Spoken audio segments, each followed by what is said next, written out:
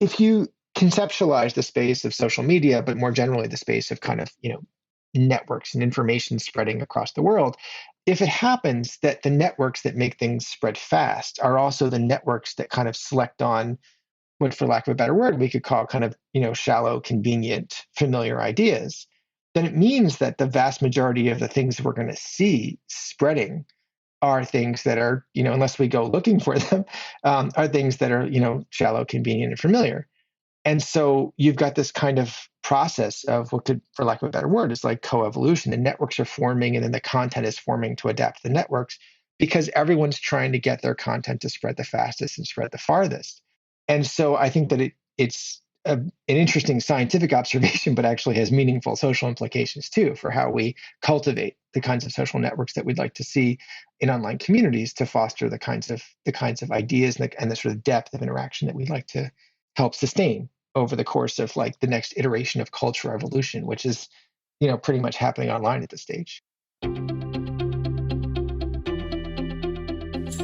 I'm Srini Rao, and this is the Unmistakable Creative Podcast, where you get a window into the stories and insights of the most innovative and creative minds who've started movements, built thriving businesses, written best-selling books, and created insanely interesting art. For more, check out our 500-episode archive at unmistakablecreative.com. Damon, welcome to the Unmistakable Creative. Thanks so much for taking the time to join us. Thanks for having me. It is my pleasure to have you here. I found out about your work because I stumbled upon your book, Change How to Make Big Things Happen, on Amazon. And at first it seemed like a very clickbaity title, but then when I read the book, I thought, this is hands down the most well-documented explanation of how to build anything and make an idea spread that I've come across in 10 years. It was the best book I read last year, which is why I immediately reached out to you after reading it. But before we get into that, given the nature of your background, I want to start asking you, what social group were you a part of in high school, and what impact did that end up having on the choices that you've made with your life and your career? Interesting. So I really started my kind of early life in an unusual way. I think that some of the other interviews out there might cover this, but I grew up in essentially what was like a commune setting. So it was a Quaker community that was founded on these principles of like tolerance and interracial, interdenominational communities. So that was an unusual upbringing, particularly in America then in the 80s, when most people were like focused on Reagan and wealth. Mm-hmm. And so I was, privy to a lot of social change movements around, sustainable foods, movements around water conservation, and of course for, race and gender equity. And so I just kind of was absorbing that as a kid, and also noticing, over the years that when I became a teenager, that some of these movements had succeeded, had really gained kind of traction, and other ones hadn't. And are still struggling. Like water conservation is still not something that most Americans think about. But, the same groups that were working on that, also successfully pioneered the movement of whole foods into mainstream American consciousness, have been like basically ineffective at changing people's conceptions of water and water usage. So what really entertained my thinking as a kid was, why are some of these movements really taking off and getting traction, and why are others not? And is there any kind of theory or science behind this? And I would say that I kind of bounced from group to group in high school. There were lots of sort of interesting things going on in each of these different groups, but what kept me kind of, I would say, motivated socially in terms of my friends was people who were thinking about similar kinds of questions, maybe through their own lens and their own things they were thinking about. But I think the question of social change is something that, particularly in the last 50 years, has been a big question in the American consciousness. Like how we see a lot of social change, and we wonder about when it works and why it works. And growing up as I did after the civil rights movement, you've got these great historical examples. And then, of course, living through the fall of the Berlin Wall, that raised kind of our awareness that big things can happen. And then the question is, well, why? Why didn't they happen earlier? Why did they happen then? And is there any kind of explanation? No. And I would say in many ways that's really framed my thinking as a scientist. Well, growing up in a Quaker community, I mean, I only know the things I know about Quakers from just sort of media representations. What misperceptions do you think that people like me have, just based on the media that I consume, about the kind of upbringing you have, whether it's related to religion? Well, sorry, this is Sorry, go ahead. Whether it's related to religion or just the general social environment. Yeah, there are lots of different kinds of, like, when you say common, it means a lot of different things. And I traveled around in my early 20s and kind of visited a bunch of them, and some of them are pretty different and honestly a little scary. Um, the thing about the one that I grew up in is that it was founded in the 1940s, actually in 1940, basically from people escaping the Holocaust. So it was a lot of German Jews and other people who were sort of sympathetic to the sort of plight of German Jews. And so the principles there were like this idea that everyone would be sort of tolerant of different ideas, religions, beliefs, and so forth. And so it was Quaker in the sense that those were Quaker principles, but it wasn't Quaker in the sense that it required any kind of religious membership. So there are lots of non-Quakers living there. And so it was really kind of before multiculturalism was like a popular idea or something that we talk about, which of course now it's something that's again made its way to the mainstream and very well accepted in the US. But the 1970s, when we moved there, it was just a kind of a bit of an oasis in the midst of the rest of the country, of people trying to sort of organize life in a way that would be, coherent and consistent with capitalism. Everyone had real jobs. They worked in the real world. But there was a kind of communal sensibility in terms of their accountability, their responsibility for the community, for, doing work parties, helping out at the local, soccer field, everyone sort of pitching in, and also going, to a weekly meeting and then to a monthly kind of meeting that would be very much like what you would think of as like Vermont town hallish, except with certain principles governing the rules and how people engage with each other. And I think that in the suburbs, this was like outside of Philadelphia, it was just a very unusual kind of creation. I think looks more like small town Europe or small town New England from generations bygone. But I think that it's what's interesting about it, particularly in the time when I was growing up, was that it was just really a matter of principle. It's like families, mostly people with young children, decided to move there and raise their kids there as a way of providing them with a reference point for like what civic mindedness looks like, what community belonging looks like, what activism looks like, and fundamentally what social responsibility looks like. And I think that was in many ways the sort of guiding principle behind it. And I thought a lot in the years afterwards. When I, after I went to go off to college and visited other places, like these communes in New Mexico that were really, very spiritually focused. So they had gurus and things like this that were very different from the way I grew up, which was like most people, everyone just had a job. And this was like the homestead where everyone lived. It wasn't self-contained in any way. But I think that the misconception, probably like from when I was like 5, 6, 7, 8 years old and you go to middle school, the misconception was probably that you have the Quaker Oats box and you have the guy on the Quaker Oats box. And I think most people, there's a kind of association of that with like Mormon. But again, the principle of the community wasn't to be committed to any specific religious doctrine. It was more these principles of tolerance. Hey, it's Srini. So one of the things that makes it possible for us to make this show is by selling sponsorships to advertisers. And one thing that would be really helpful in terms of helping us get more sponsors that are relevant to you and useful to you is that if you tell us a little bit about who you are. And you can do that by filling out this quick survey at unmistakablecreative.com/podsurvey. The questions are about you, demographic information, and information that's helpful to the team that sells ads for the show.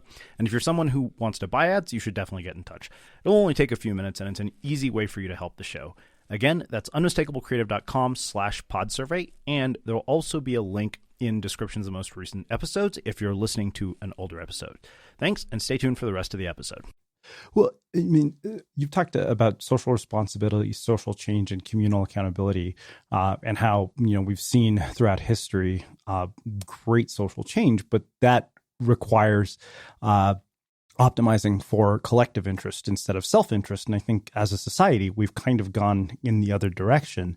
How do we get back? In the midst of sort of a very individualistic society where everybody has an online presence, which ironically is one of the reasons you and I are talking. And one of the reasons I wanted to talk to you is basically to help people grow their online presence, because I just felt this was the science of how to do that. But at the same time, I think that there's this darker side in which we've maximize self-interest to a point of diminishing returns. Yeah, I don't think we've maximized self-interest. I think that it could be a whole lot worse than it is today. I think that the marketing around kind of the me generation, and that the world according to sort of my own personal sense of fame and self-presentation, which has really caught on more in the generations after me than in my generation. The millennials and Gen Z. Is something that's interesting because it's served certain commercial goals for technology companies to sort of promote that conception, just in the same way that in the 80s that I want my MTV, right, was like a popular slogan, and that fed into a certain conception of things I want, things I deserve, things that make me a whole human being. So I think these conceptions of self as the center of commercial and product centered universe is something that has been around for a little while. But I think that you're absolutely right. There's been a kind of an ebb and flow of the degree to which like that's widely accepted. I would say that I actually feel like this generation now, the last 10 years, has been a little bit more socially active than the 10 years prior. And that I was extremely happy to see the sort of growth of Black Lives Matter, because a lot of people, when they see those events, say, and this is again just because of people's sort of their social worlds they live in and their exposure to the sort of the kinds of news they consume and the kinds of conversations they have with friends and colleagues. But a lot of people see those events and the media postings around them and say, "Oh my God, there's this new problem of violence against inner city Black youth." And of course, it's not at all a new problem. It's a problem that's been around and far worse for decades.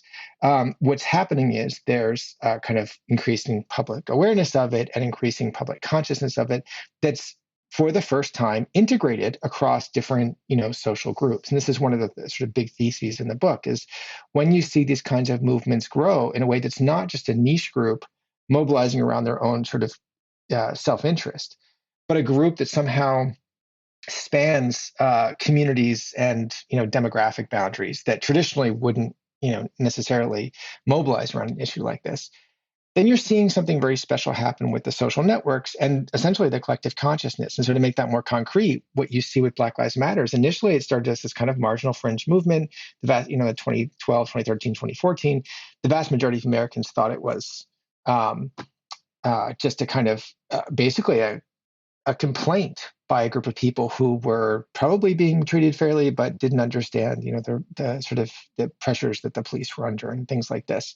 And so they didn't support the movement. And at that point, the movement was relatively peaceful. It was just, these small protests in city to city. And it really was after Ferguson and the sort of explosion of support for Black Lives Matter and the actual, codification of the movement in the term Black Lives Matter, that then it sort of took on a national awareness and sort of attention from the White House and so forth. And then, of course, with George Floyd in 2020, with the sort of national and then international protests. And the question is, well, how is that possible that, in 2013, 2014, it's really just like, Black inner city residents mobilizing around this issue that most of the rest of America thinks is a marginal issue. And then by 2020, it's only 6 years later. I mean, it's not a long time in the history of cultural evolution.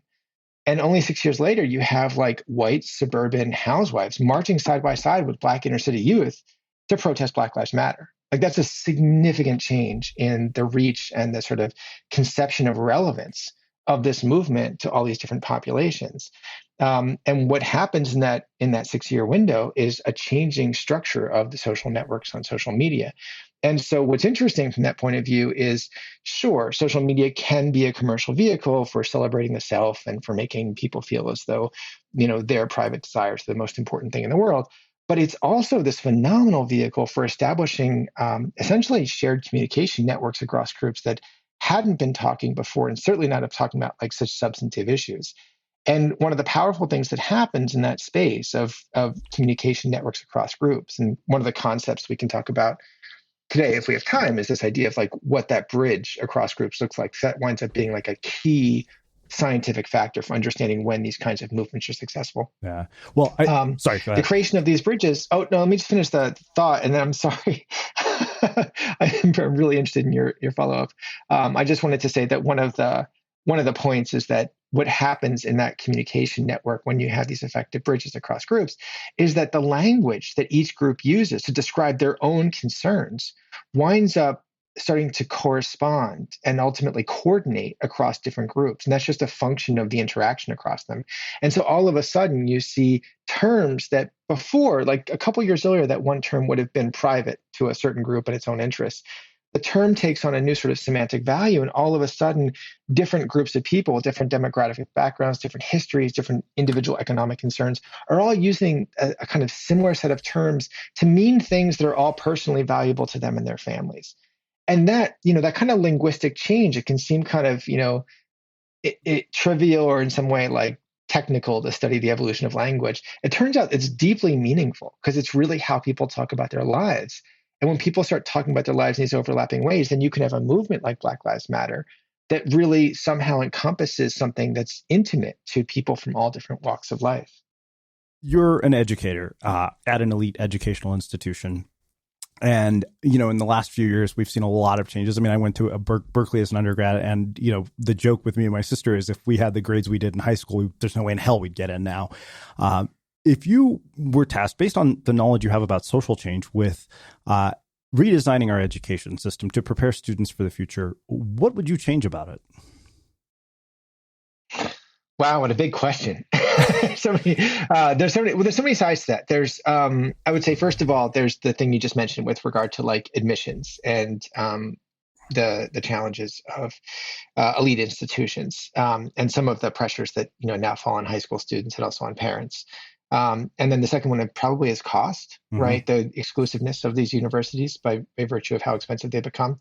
And I think the third one is the classroom itself and the question of, and this is something that's extremely timely, the question of intellectual and academic freedom, right? Because there's a big issue regarding like what can be talked about in the classroom.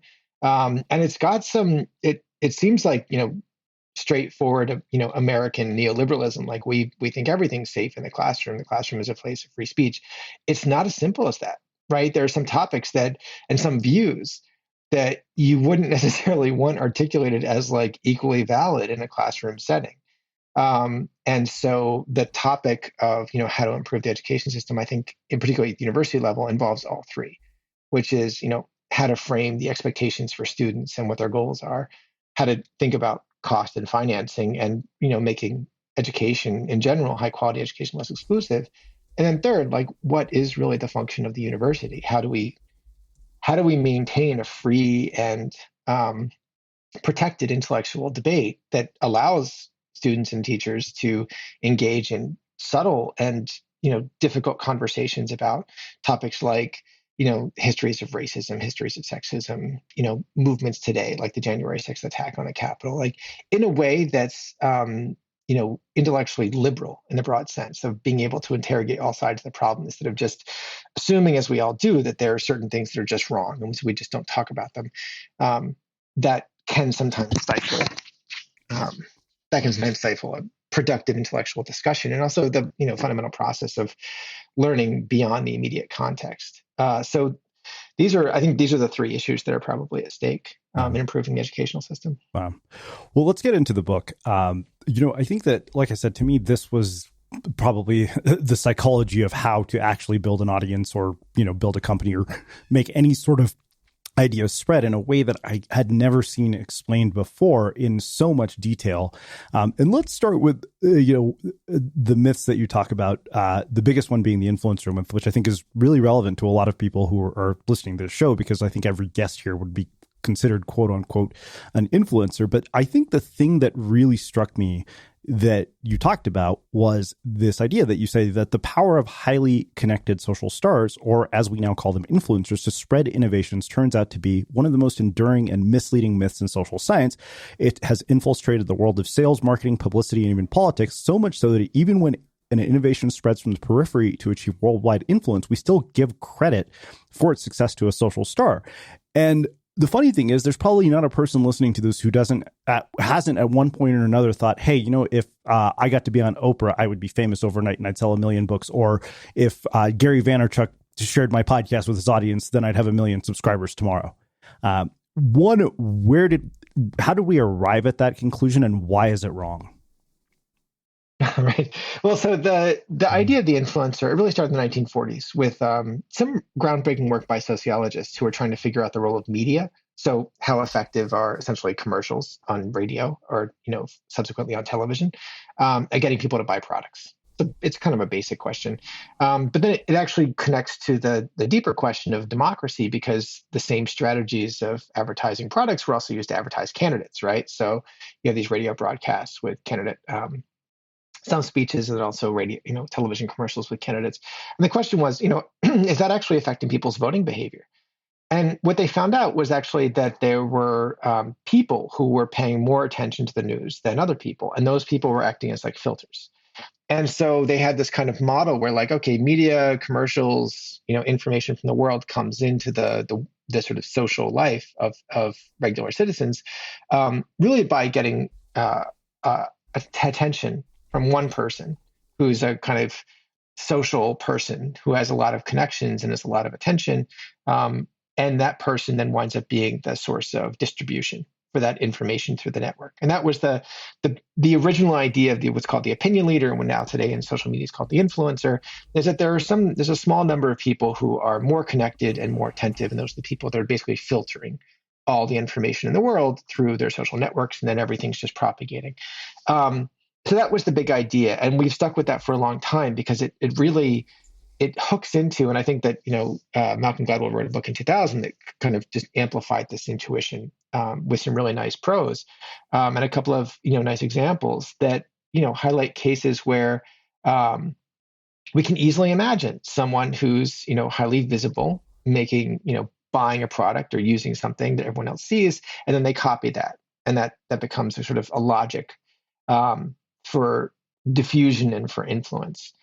And the idea is that, like, that actually works pretty well for things like coconut water, right? So if a high profile person adopts a kind of trivial thing like that, or a piece of gossip, and the idea had been, well, that actually is a really good description. That actually maps onto our basic science of disease spreading too. Someone who's highly connected gets the measles, and a lot of people wind up getting the measles from them, right? So it's a kind of generalized intuition about how networks operate. It turns out that all of those ideas fail when we shift from looking at easy things like teeth whitening creams to things that require some work in order to change our thinking or to change our behavior. So like disruptive products or bold political initiatives, or today the movements for sustainability and for race and gender equity. And what we really see is that in those cases, the influencers not only aren't very effective at initiating change, but if they try to do it before any other process has taken off, like they could be effective for spreading, like an example I gave, like the teeth whitening cream. If they tried to spread some kind of bold political initiative that way, what would wind up happening is they would immediately lose their status as an influencer. Because what's going on here is that all of the outgoing ties from an influencer for like spreading what I call a simple contagion, those are also incoming ties, in the sense that they are being observed and evaluated and monitored by this vast audience.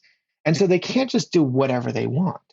In fact, most of what they do is tailored to the kind of biases and beliefs and sort of normal expectations of their community. And so if they want to kind of shift those expectations, it's not going to happen by them changing everyone at once. What has to happen is there's a different part of the social network, which is out in the periphery. It's much less observed. It's much less subject to that kind of like criticism and comment on a regular basis. But that's where a new idea in the periphery can take hold and start to get reinforced and start to gain traction. And so this is where really the big theory of tipping points helps us to understand that there are special locations in the network that are not obvious. They're kind of hidden out there in the corners. But those are the locations where you can really effectively grow a tipping point for change, partially because they're less in the view of everyone else who's sort of doing all this censoring work to keep everyone in line with norms and expectations and kind of standard ways of thinking. And so while it makes sense that, influencers are effective for a lot of things, those things typically don't involve a significant amount of change. When it comes to change, we're actually finding that the strategy of looking at regular people in these sort of network periphery locations turns out to be a really consistent way of explaining when change occurs, and also thinking about it, prospectively in terms of how you might, strategically build a network to grow a tipping point. Yeah. Well, it's funny you say that because, and I think I'd shared this with you when I emailed you about this. I remember when I started the podcast, I had this ridiculous notion that I would interview all these really well-known bloggers. They would tweet my interviews with their thousands or tens of thousands of followers, and every interview would go viral.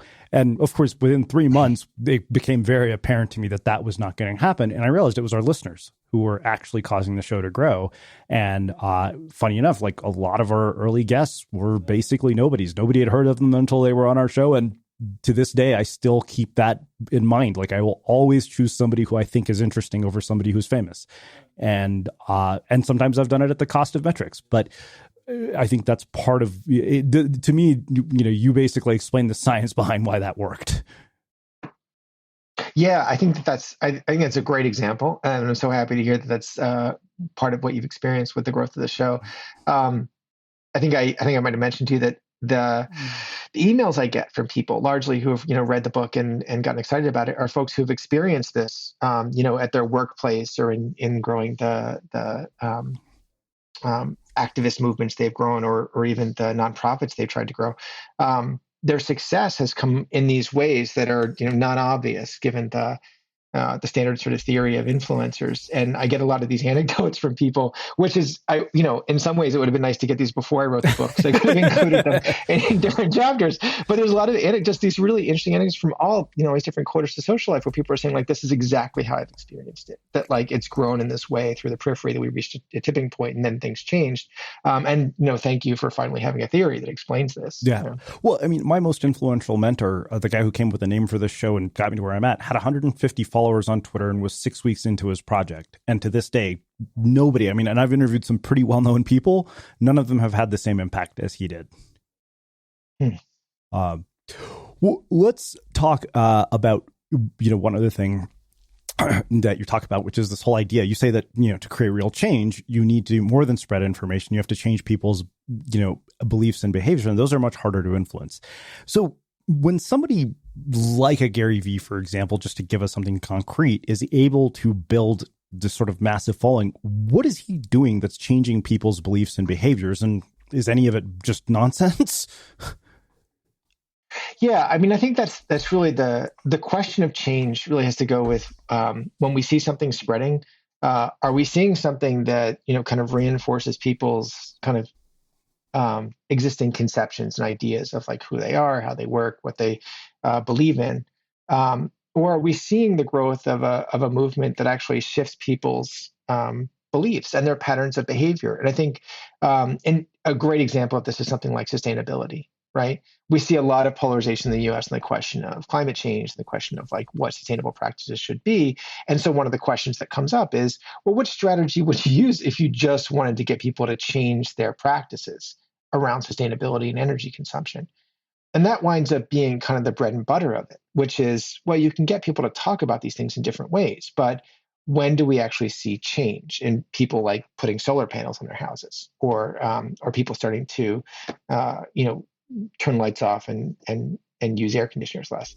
And that's where I think the scientific studies that have been done around these network phenomena are so enlightening, because people's own perceptions of what's going to be effective for them, if you ask them, and this is what the studies have done that I think is so enlightening, is to say, what would be most effective for you? Do you want money? Do you want just a good sense of your role as a civic person, or a member of the environmental community? Do you want some kind of public recognition? Like, what is it that would get you to change your behavior? And people have lots of ideas. We all have beliefs about ourselves and what would get us to do something.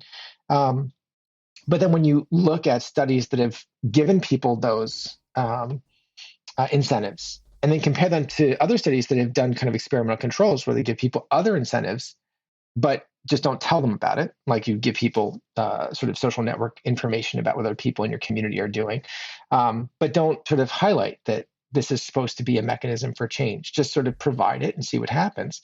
It turns out that people's guesses about what incentives are going to help them change are consistently wrong, right? We're very bad at interpreting and predicting our own behavior. Um, and this is one of the reasons why the science we can do is so informative now, because we can hold those sort of guesses side by side with the strategies that are effective, and see just how effective the sort of networking and the periphery strategies are for shifting people's behavior in ways that people themselves don't even recognize. I think one of the most compelling findings was that after people had already changed their behavior, say that the intervention had been effective, the researchers went back and asked them, okay, what do you think now about what would be effective? And people still gave the same answers that they gave originally, which is that, some financial incentives would be good, some, awareness about, social consciousness and, environmental preservation would be good. In other words, even when the networks around us change our behavior, we're somehow oblivious to the work that those networks are doing.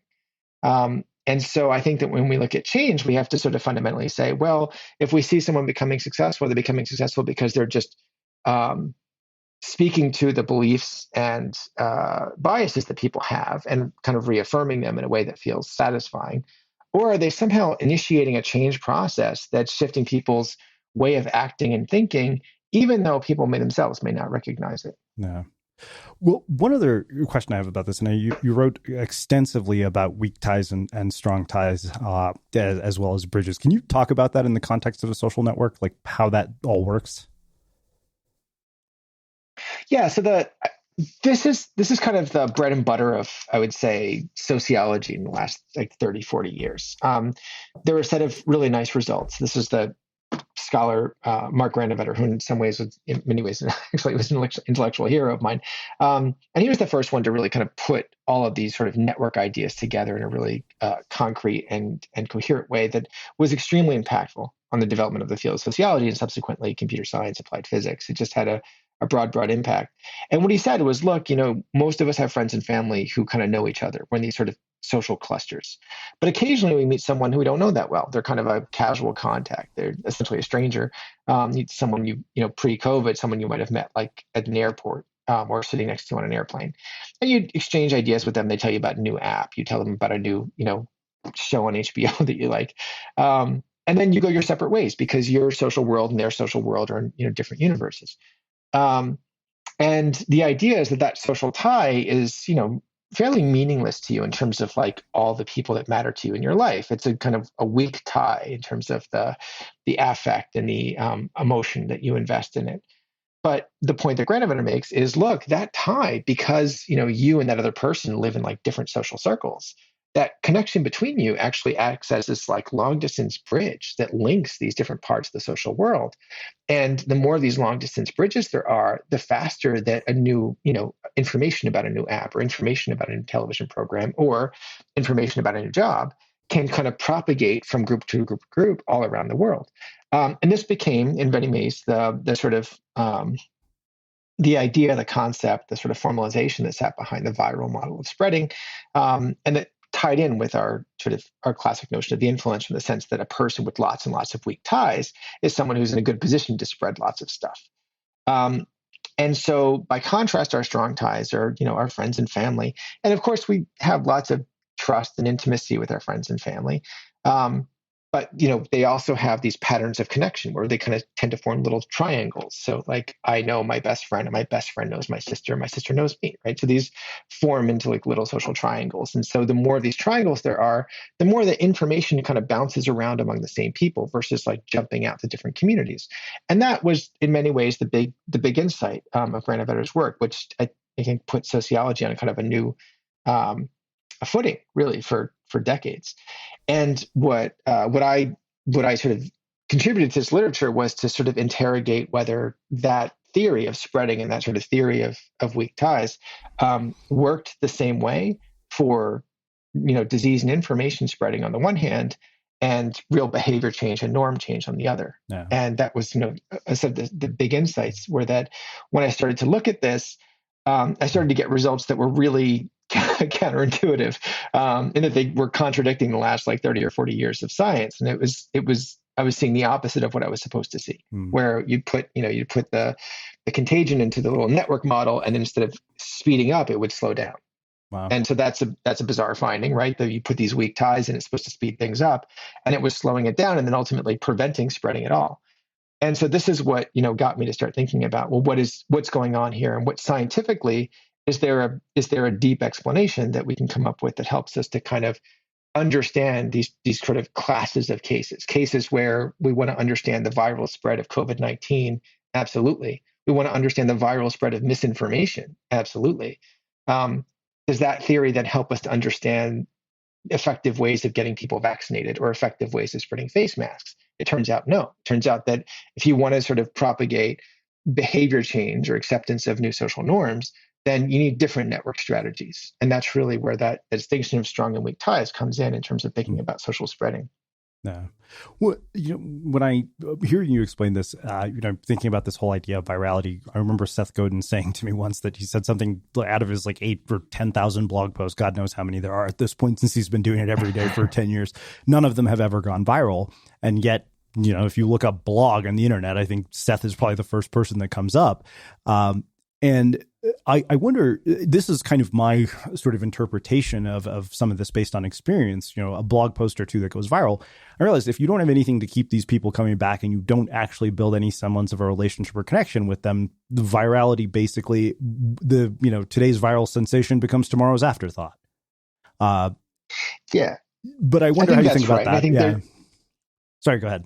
well, I think, yeah, it's a very interesting point. I think it goes to kind of a deeper topic that I don't think I explored it as in depth in this book, but I've explored it in my previous book, which is the question of kind of what can be thought of as deep and shallow contagions, right? So if you conceptualize the space of social media, but more generally the space of kind of networks and information spreading across the world, it's denser now than it was a decade or 2 decades ago. There's just more and more stuff, and what that means is that there's kind of a competition in that space, right? There's you can only watch so much stuff in a day, and stuff is flooding by so quickly that essentially certain things are going to gain attention and certain things aren't.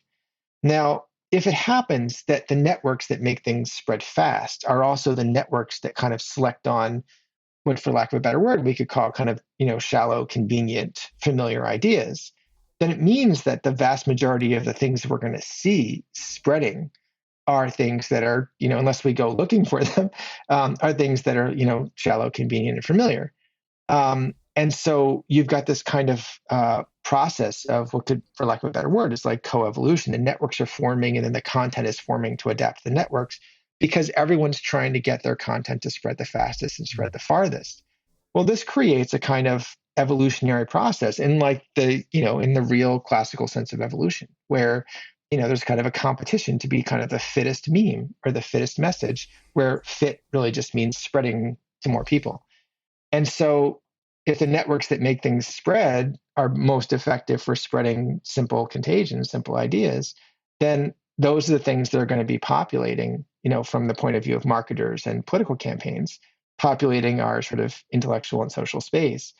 And if the networks that then support the spread of complex contagions are less prominent, and as a result of the success of these other kinds of contagions, less attractive, then we'll see a kind of economy or a competition where we'll see fewer and fewer complex contagions and more simple contagions.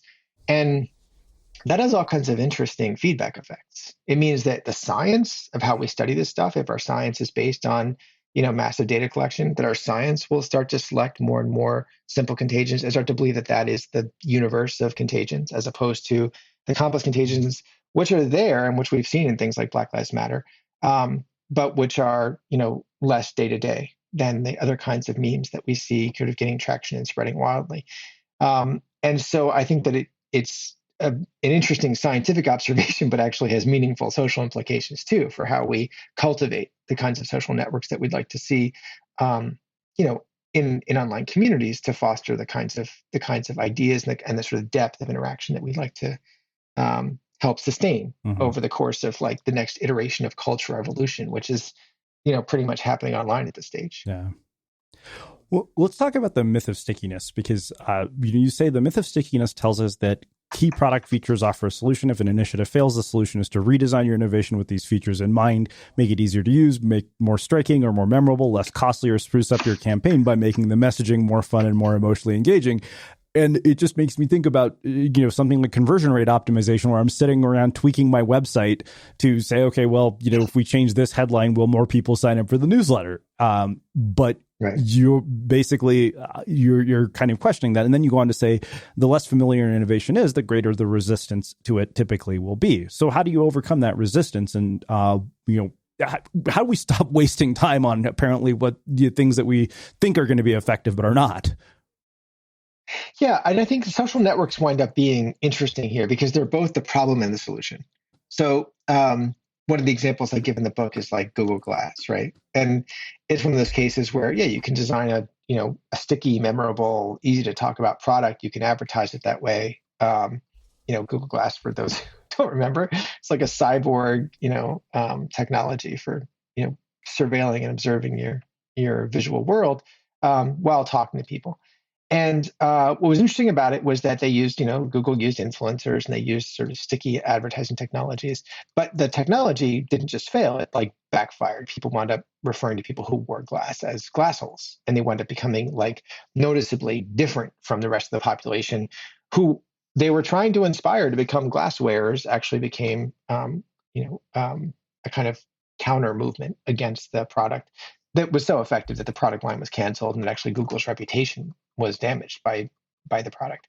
And so the question is, well, what happened there? Like, why wouldn't stickiness solve the problem? Because it was this, sticky product marketed by influencers. And the answer is, well, like there's social norms in the population that are kind of the starting point for engaging anyone. And the real thing to think about is, well, are those social norms going to inspire people to react negatively to this idea? So the stickier and the more compelling I make it, the more strongly people are going to react to the initiative. And this is exactly what happened. You got kind of a social backlash based on the fact that people felt like, browsing the web in a face-to-face conversation was rude, and that using a kind of clandestine surveillance technology was, a violation of privacy and, smacked of like big technology exploiting, regular citizens. And so it wound up being a kind of an innovation that, although it was sticky, was nevertheless socially offensive. And I think this is the question really that gets to the sort of use of stickiness, which is if you perceive that social norms are going to be an obstacle to an initiative, then the goal isn't to make the initiative as sort of widely known and widely sticky as possible. Because what happened for Google Glass was that they actually had to try to undo the stickiness because everyone remembers Google Glass because of how sticky it was to talk about. And Google actually tried to get people to forget that. What you really want to think about is, well, what are the norms in a population that might cause an objection to this initiative? And how, instead of trying to kind of overwhelm those norms by, broadcasting this thing as widely as possible and making it sort of as attractive as possible, how could I shift people's expectations about what they think is normal? And this is where the sort of network strategies become so interesting, is that when we look at the changes in social behavior that have been successful, what we really see is they've gotten into the network in the right way and started to shift from the inside out people's norms about the way that we talk to each other and the expectations that we have in day-to-day life. And as a result of shifting those, then all of a sudden, new products and ideas become sort of palatable. They become interesting and relevant. And so I would say the solution to that kind of stickiness conundrum is to say, okay, we'll take a close look at the social networks and the norms within those networks, and then strategize about how to sort of engage with the population in a way that is specific to their existing beliefs and norms. And this kind of thing comes up in public health all the time. It's like a famous, I would say, bit of difficulty for public health campaigns in the U.S., but also in like sub-Saharan Africa, where they've got great interventions designed to save lives. They're free. They've done everything to make it as sticky as possible, and people not only wind up not using it, but wind up retaliating against it. Again, because the stickiness of the product is somehow exacerbating the cultural backlash because the product itself violates people's social norms. And so the challenge, and really what the book is about, is, well, how do you get inside the norms that people have And how do you sort of move this process of normative convergence to a tipping point where the norms themselves change? And then all of a sudden, lots of new products become acceptable because the norms that people have shifted.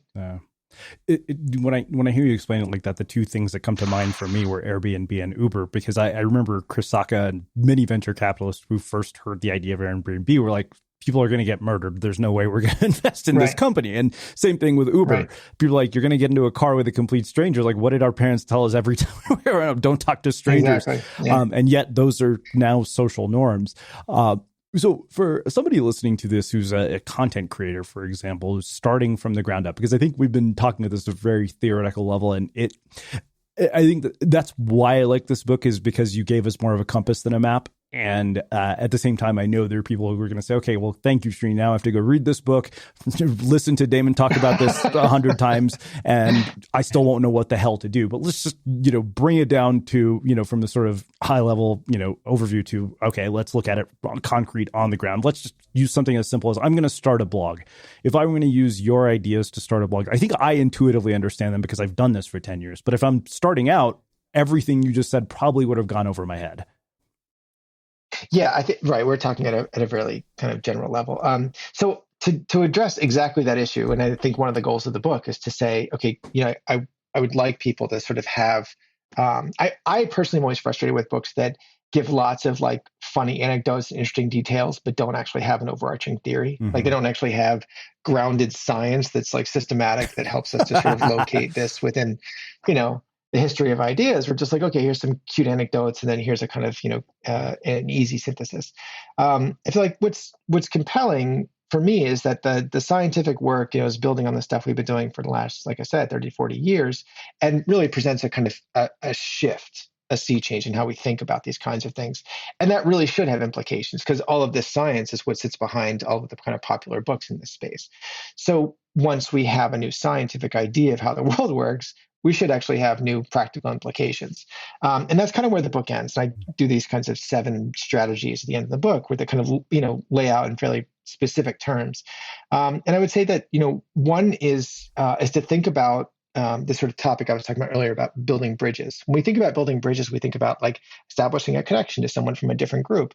And the real concept with bridge isn't so much the distance between groups, which is the classic weak tie concept of groups far away. It's the width of the bridge. And that's really a new concept that comes from these scientific breakthroughs, is that the number of overlapping ties in the bridge winds up being like the key factor for determining the success and effectiveness of that bridge in creating kind of a coordinated understanding across different groups. And I elaborate this in detail with the Black Lives Matter example, but also with the growth of Silicon Valley. It shows up again and again, these different contexts, that you start to see these sort of overlapping, intertwining connections across different, either different organizations or different social groups. And you start to see them coordinate just naturally on a new way of thinking and talking. And this seems like, you just say, oh, people are coordinating. It doesn't seem deep. It is incredibly deep, because fundamentally what we are doing in society is coordinating with each other. And the vast majority of this coordination is done without ever thinking about it. You just don't. When you're walking down the street, you just don't bump into other people. And now with COVID, with regard to like our shifting social norms about how to, handle social space, we're all kind of like bumping around together, trying to figure out collectively how to maintain ourselves in a space that like we're sharing. And this is also happening online. What kinds of ways of talking are acceptable or not acceptable, what sort of topics are acceptable or not acceptable. We're all kind of figuring this out together. And this is an evolutionary process. It never, ever stops. And the point is that by building bridges across communities, specifically looking to communities that you want to establish relationships with, and thinking about it in a more systematic fashion than just, weak ties in all directions, but thinking about building overlapping ties with specific groups, and then creating kind of a coordinated language across these groups, and then building overlapping ties to still other groups and still other groups, creates kind of a more systematic and kind of constructive way of building an architecture and what I referred to as an infrastructure that fundamentally supports change. And so I describe in detail in the book, like examples of how you can go about doing that. And I give examples in organizations and so forth about the strategies a person would use to do this. But the point is that it winds up being more effective than in a way it should be, because it's just a way of it's just a different networking strategy is all it is. No. But it has these kinds of uh, properties in terms of supporting change and supporting innovation adoption and supporting a way of thinking that grows beyond any one group's agenda and creates kind of a collective agenda for the group in a way that's very, very powerful. And again, this is where examples like Silicon Valley and Black Lives Matter stand out, because we've got these instances of social change that are so powerful. So I would say that's, building wide bridges, and what that means is really, one of the most effective ways of thinking about how to construct networks in a way that moves beyond the kind of classical theories of spreading and viral spreading. Yeah. And then I would say a second point, and this really goes to social media in particular, is that one of the things I found is that as people interact together, if the structure is right, if you build these kinds of communities in the right way, people actually get smarter. And it's remarkable to see these when you can study, we've studied Democrats and Republicans talking about climate change. We study smokers and non-smokers talking about smoking risks. In my last study, I studied, physicians looking at patients of different race and gender. And in all these cases, initially, you get these like hugely biased responses. You get, Republicans and Democrats biased about climate change in exactly the way that you would think. And you get even clinicians biased, against a Black female patient versus a white male patient in ways that are kind of horrific to see. But then the question is there a strategy of using these kinds of network interventions to shift people's way of talking and thinking about these topics that's effective, even for like professional doctors? And the answer is, yeah. One really important thing you can do is to create a space where people aren't hindered by their personal status or their sort of what you may think of as like their loyalty to some kind of organization or some kind of tribe. So in the case of Democrats or Republicans, the extent to which you can reduce memes and videos and graphics that remind people of like political identity, it actually allows people to kind of move into a conversation that's really productive just by virtue of kind of eliminating these other factors from their sort of social environment. Wow. I feel like this is a really deep rabbit hole. My guess is obviously you've spent a good amount of your life doing this work. I feel like is there a follow-up book to this? Because I feel like there would be. Yeah, well, that's a great point. In many ways, when you write a book, your next book is like, your last chapter of the book Yep. is like anticipating, what I want to do next. And so in many ways, I think that my first book was, kind of raised a bunch of questions at the end of the book that were like what this book Change was all about, was like, okay, how do we actually use this? And this book is starting to ask these questions about bias, really about the biases we have, in the most obvious, basic way, when we say, well, people, there's partisan and political bias, but in deeper ways, in ways that are, not obvious, that are, either cultural bias or even just cognitive bias, like the ways that we perceive things. And whether those are things that are just kind of like fixed, or whether there are ways in which the same kind of social change process I describe in this book can also be thought of as really a collective intelligence process. Like, is there a way of structuring populations, structuring communities, structuring hospitals, structuring civic organizations, creating connections among, hospital groups and patient groups in a way that creates just greater intelligence in the community as a whole?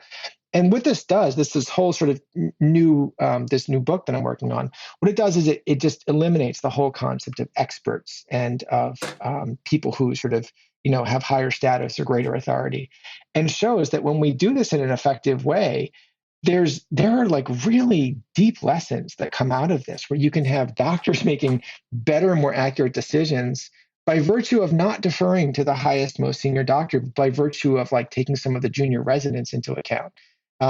Or have political leaders make better decisions by virtue of including regular citizens' information and ideas, because really there's just this tremendous amount of tacit knowledge that is in our day-to-day lives, and it's rarely extracted and it's rarely integrated into our decision making.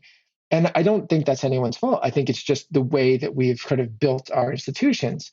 But what I've realized as a result of thinking through this this process of social change is that the next step past change is, okay, once you successfully initiate a tipping point and change everything, then what does society look like then? What are the relevant structures for like living a good life where we're not trying to sort of have change after change after change. We're trying to initiate successful change to reach some kind of new plateau or new standard of productivity or innovation or intelligence as a society. And that's really what the next book is about, is showing that we can use the ideas from the change process to then build infrastructures that allow us to sort of be more productive and fundamentally more engaged society. Wow. It's funny, just based on our conversation, I feel like I'm going to have to go back and read your book again. And I took thorough notes on it. I rewrote all your your key insights in my own words. And even after this conversation, I want to go back to read it. But this has been really, really fascinating. And for people who are listening, honestly, I can't recommend Damon's book highly enough. It was hands down the best book I read in 2022. And those of you who know me know I read a lot of damn books. So for me to say that should carry some weight, hopefully. I have one last question for you, which is how we finish all of our interviews on the Unmistakable Creative. What do you think it is that makes somebody or something unmistakable? Unmistakable. I knew it was going to be one of these like brain teaser questions.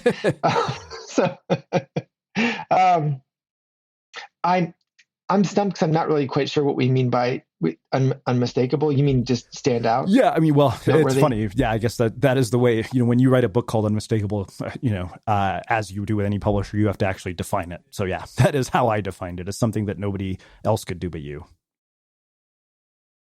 I would say that, well, I guess my feeling is that it all has to do with our, the expectations and the sort of I'm going to take a sociological take on this, right? That I think it has to do with the norms that we're familiar with and that we are used to seeing, and something that violates our expectations, that's counterintuitive, really stands out and is hopefully something that becomes an unmistakable reference for thinking about a problem in a way that we have never thought about it before. Beautiful. Well, I can't thank you enough for taking the time to join us and share your story, wisdom, and insights with our listeners. I hope you get to writing that next book quickly, because I liked your the recent one so much, and I'm going to go buy your other book. Where can people find out more about you, the book, your work, and everything else you're up to? So there's a research group which is called the Network Dynamics Group, and it's kind of it's like for scientists and journalists, really. But then the idea is to give a kind of public access vehicle for everything that we do. So it's got all the studies that are talked about in this book, in addition to studies that I've been working on, for decades. And then also sort of the new latest stuff that we're sort of doing right now. Like on, vaccine hesitancy, on conspiracy theories, all these kinds of things. Like all of this stuff is up there. And one of the interesting things about the Network Dynamics Group site is that, in addition to including like, quick, video summaries of the projects and the major results we have, it also includes all of the scientific papers and all of the data, if anyone wants to just download and play with it. So it's just kind of a playground for people who are interested in this kind of research. Amazing. And for everybody listening, we will wrap the show with that. Thank you for listening to this episode of the Unmistakable Creative Podcast. While you were listening, were there any moments you found fascinating, inspiring, instructive, maybe even heartwarming? Can you think of anyone, a friend or a family member who would appreciate this moment? If so, take a second and share today's episode with that one person, because good ideas and messages are meant to be shared.